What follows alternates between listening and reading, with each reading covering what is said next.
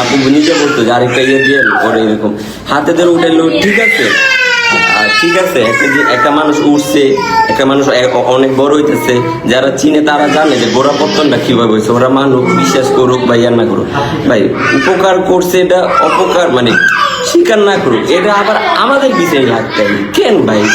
না আপনারা কি টিকটক বা ফেসবুকের পুলিশ যে কোনো কিছু করতে আসলে আমরা কাপল ভিডিও করি দেখে কি আপনাদেরকে আগে সিভি জমা দিতে হবে, নাকি আপনাদের কাছে পারমিশন নিতে হবে যে আমরা ভিডিও কি কাপল ভিডিও করতে পারবো, আমরা কি হাত ধরে ভিডিও করতে পারবো, মানে এটা কি আপনাদের কারো কাছ থেকে কি অনুমতি নিতে লাগবে?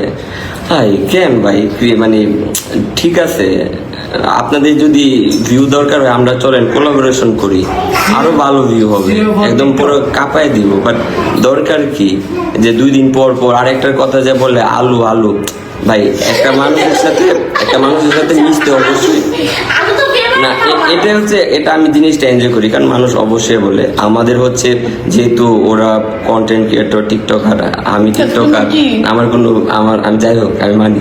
সো এখন অনেকের সাথে দেখা হয়, সো দেখা হলে আমরা কি করি, চলেন ভিডিও করি, কারণ সবাই তো একই একটা থাকে। এখন ভিডিও করলেই যে মানে ওদের সাথে ভিডিও মানে যাই হোক, এখন ওদের সাথে ভিডিও করি সেই আলু বানাই দেয়, এখন সবার সাথে মিশতে পারাটা একটা বড় একটা গুণ। হ্যাঁ, আর আলুর সাথে তো আপনি প্রথম মিশে গেছেন ভাই, এখন করলার কাছে গেছেন, এটা তো প্যারা নেই এখন।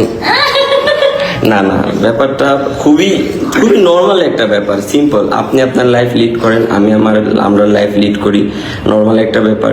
আরেকটা হচ্ছে যে হিট অফ দ্য মোমেন্ট, অনেক সময় অনেক কিছু হয়ে যায়, ব্যাপারটা মিউচুয়াল একটা ব্যাপার থাকে। সোশ্যাল মিডিয়া সব কিছু আনাটাও খুব বাজে একটা ব্যাপার, কারণ এই কন্ট্রোভার্সি কিছু মানুষ আছে এনজয় করে, বাট এটা হচ্ছে পরিবেশ নষ্ট হয়, কারণ ওদেরও একটা ফ্যান ফলোয়িং আছে, কারণ সবারই তো একটা ফ্যান ফলোয়িং আছে, তাছাড়া তো আর কারোর আইডি এরকম হয় না, সবারই তো একটা ভালোবাসার মানুষ থাকে।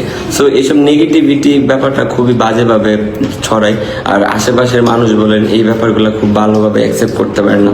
আপনারও ফ্যামিলি আছে, ওর ফ্যামিলি আছে, আমাদের ফ্যামিলি আছে, আমাদের বাবা মার এই ব্যাপারগুলো নিয়ে অনেক টেন্স থাকে, বা আমাদেরকে অনেক সময় যদি কোনো কিছু না বলতে পারে ওরা হচ্ছে মানে করে যে এরকম যাচ্ছে, ব্যাপারগুলো খুবই নর্মাল।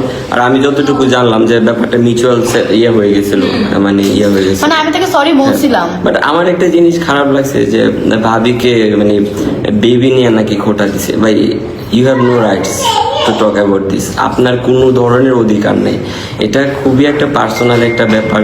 কারণ আমার নিজের ভাগ্নি আছে দিশা, মানে আমি ছোট মানুষ, তবু কেন জানি মনে হয় যে ও আমার মেয়ে। আচ্ছা, একটা বিষয় ক্লিয়ার করো, যেটা হচ্ছে মিথিলা যে অডিয়েন্স গুলো না, সেগুলো মনে করতেছে হচ্ছে আখিরাও, তো আখি কেন লাইভে কথা বলছে মিথিলা নিয়ে, মিথিলার অডিয়েন্স মিথিলা কেন ভিডিও করে বুঝাইলো যে আখি। আচ্ছা, ও যখন হচ্ছে বেবি নিয়ে ব্যবসার কথাটা বলছে তখন তো আমার গায়ে লাগছে, অডিয়েন্স যখন আখির কথা ভাবছে তখন আখিরে এসে তো কমেন্ট আয়শা আমাদের ইয়াতে থাকতো। এবার আখির পাশে দাঁড়াতে গিয়ে মিথিলার পুরো হিস্ট্রি ফাঁস করে দিল বাপ্পি। হ্যাঁ ভিউয়ার্স, ফোন করে ক্ষমা চাওয়ার পরেও আখিকে নিয়ে বাজে মন্তব্য করেছিল মিথিলা, তাই তো মিথিলাকে উচিত জবাব দিতে এবার আখির পাশে এসে দাঁড়িয়েছে বাপ্পিও।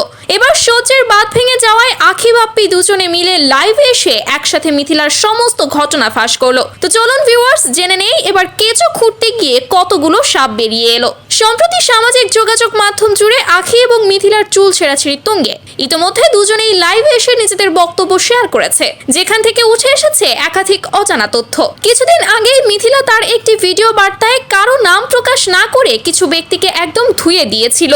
সেই ভিডিওতে একেবারে যা তা কথা বলেছিল মিথিলা, যেখানে সে মূলত বাপ্পি, দিশামণির মা রিমা ইসমাত ডেইজি এবং তার আরো কিছু অপ্রিয় ব্যক্তিকে নিয়ে ভিডিওটা বানিয়েছিল। তো এই ঘটনায় বাপ্পি এবং দিশামণির মা চুপ থাকলেও চুপ থাকতে পারেনি আখি, কেননা তার মাতৃত্ব নিয়ে প্রশ্ন তুলেছিল মিথিলা। কিন্তু মিথিলা তার একটি স্ট্যাটাসে জানায় সে ওই ভিডিওতে আখিকে নিয়ে কোনো কথা বলেনি, বরং অন্য আরেকটা মেয়েকে নিয়ে কথা বলেছিল। অতঃপর আখি নিজের ভুল বুঝতে পেরে মিথিলাকে ফোন করে নিজ থেকেই ক্ষমা চায়, কিন্তু এ সময় মিথিলা করে বসে একটা বিশাল ভুল।